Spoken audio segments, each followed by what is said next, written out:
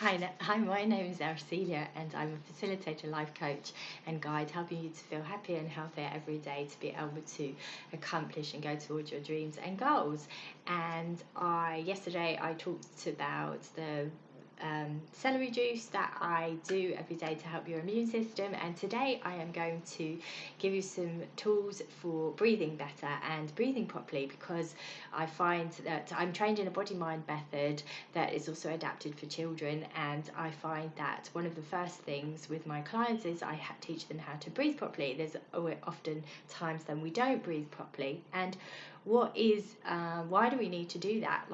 Why do we need to take time to breathe properly? Well, I think it's really interesting that we get busy in life and we don't actually take notice of how we're breathing and how we're oxygenating our body.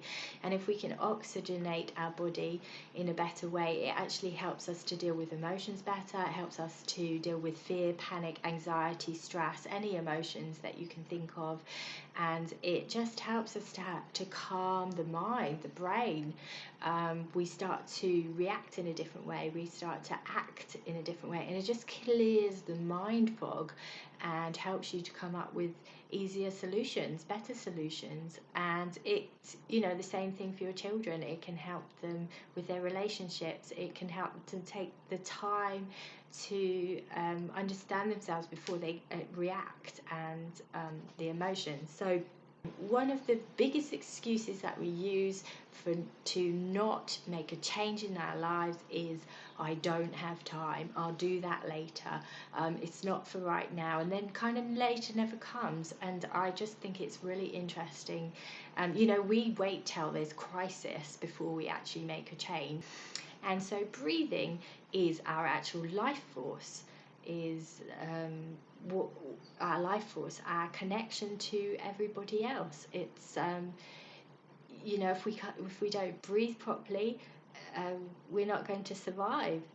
About let's strengthen that. Let's understand how to do it properly, and I hope that these tools can help you. So let's get started. So I don't know if you've noticed that people who are stressful breathe up in their chest often, and it's very short breaths, which doesn't really help them oxygenate their whole body.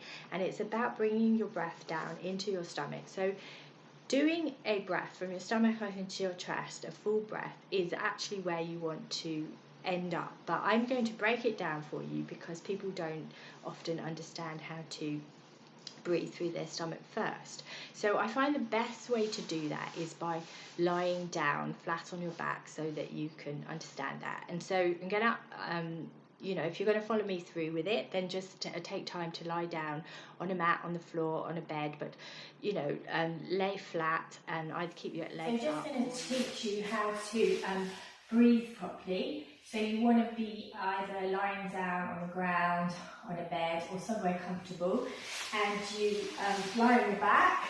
You can either put your legs down or up if you have back problems and need to feel more comfortable. Then you put your hands on your stomach, and you want to breathe in through your nose, and as you breathe in through your nose, you blow your stomach up. As you breathe out, you let the stomach down. So breathe in, push your hands up. Breathe out, let it come down. Make sure that you're not breathing up from the chest up here and letting it come from the stomach only. So breathe in, pushing the stomach up like a balloon. Breathe out, bring it down. Breathe in.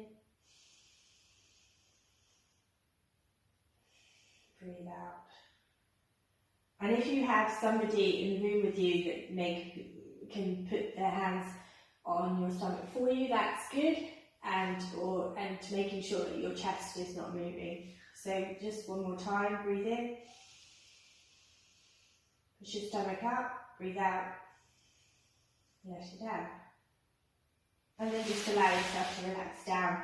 And it's really good to do 10 of those at night and 10 of those perhaps in the morning.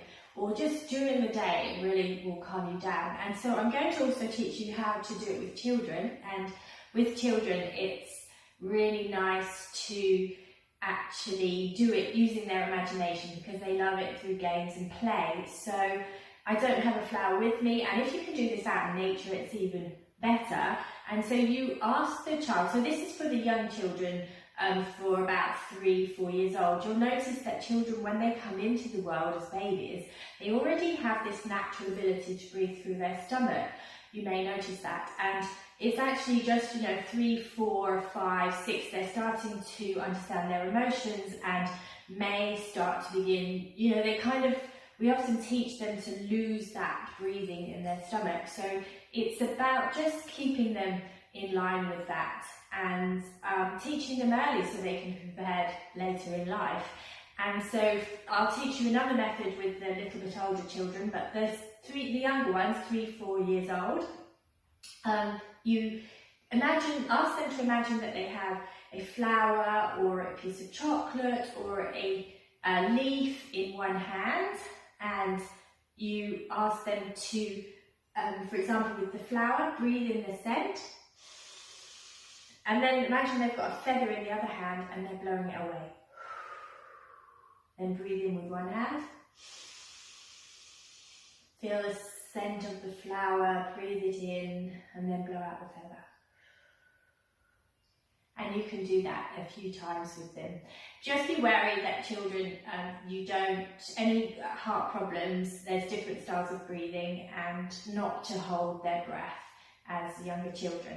Then with the children that maybe are a little bit older, you want to get one of their cuddly toys or something that they love, and do the same thing lying on their backs, and then you want to, I'll just get a cushion to show you. You want to ask them to put their toy on their stomach and then use it as the same thing as a game. So you lie it on the stomach, and then you ask them to push up the cuddly toy. So they breathe in through the nose and push up the cuddly toy, and then breathe out and let it down. So breathe in, pushing up the toy, breathe out, letting it down. And if you do it like that, maybe in the evening with them, it helps them to stay calm and just begin to learn to respond rather than react to things. And it's all about preparation with children and bringing it into their day and slowly teaching them so that they can be prepared for those moments where they might be stressed, and the same with yourself. So I hope that tip helps. Until the next time, have a beautiful day.